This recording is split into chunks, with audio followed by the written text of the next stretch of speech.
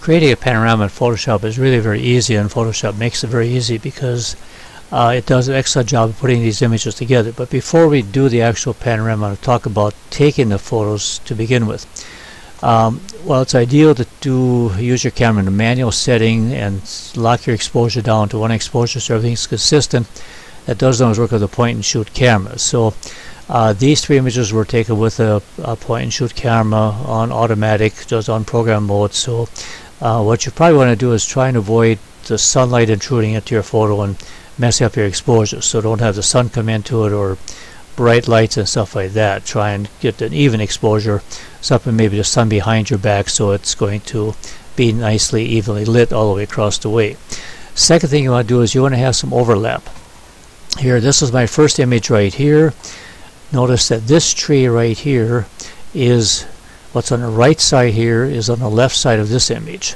So right side of this image, this tree is right here on the left side of the image. This part of the building right here on the right side is now on the left side of this image. So now you've got the sweep of the building all the way across like this. And even look at it now, you can see the panoramic effect. Also, I took these images vertically because it gives me a little bit larger panorama to work with, a little more cropping room, and I'd suggest that you do them vertically as well. Now, you don't need them open like this in Photoshop to work with the fact you can't do it at this point. So I'm going to close each of these. And then I will go to File, New, Photo Merge Panorama. Okay, then you want to browse for those folders or those photos. So they were these three right here. This one, and this one. So I'm going to open those. Right there they are. Leave it set on auto. That's going to work the best. And click OK. And Photoshop, well, you can see it's working here. It opens them up, and then it starts to think. It blends them based on content and so forth.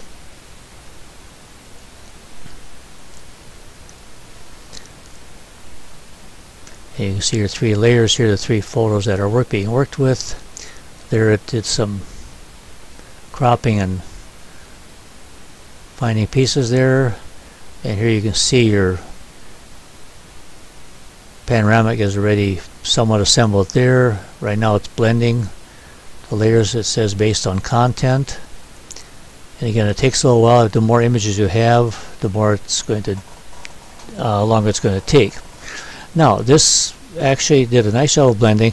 The only thing is the walls of the building are leaning inward, but really there's nothing to improve here as far as the blending. It looks really good. So I'm going to go ahead and go to Layer, flatten this. Okay, and then if you go to Image, let's see, Transform, Perspective, right there, Perspective.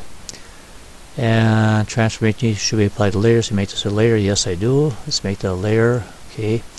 Now if I zoom out, you see you've got some handles up here. If I pull this handle out, okay, now I can get the building looking a lot better. Okay, that looks pretty good like that. Okay, so now I can apply that. So I got my perspective fixed. Okay, that will happen with buildings quite often. You want to be aware of that. You can fix that. And so it's transforming that.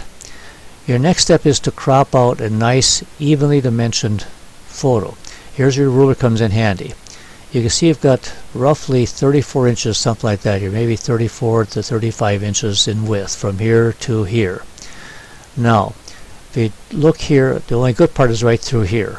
Okay, so if I put my cursor here, go across, I'm at about 4.5 inches. If I go around here and run my cursor across, I'm at about 16 inches. So 4.5 to 16 is about 5 to 16 is 9 inches. So it looks like I maybe have about a 9 by 35 inch good area. So let's go to my crop tool. And let's go to a width of 35 and a height of 9 and resolution 300. And let's see if I can crop out of there. So I draw a frame across here. Looks like my 9 was wrong. I could use more than that. So if I bring this down, with my arrow keys, I can move it down. I need more from top to bottom, so I'm going to cancel that. And let's make this, I think it's more like a 11. Maybe it'll work a little better. Let's try that. There, that's better. And that's about there. You can move this with the arrow keys a lot more precisely, so I'm doing that. Move this down like so. Let's move it actually up right about there. I don't need all that grass showing. And something like that. Well, now this eliminates my little stair-stepping things here. And I have a nice evenly dimensioned 35 by 11 inch panoramic. I'm going to apply that. Crop it.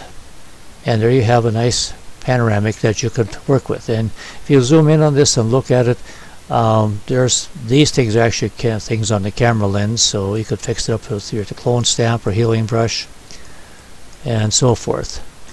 So there you got a nice panoramic of the building.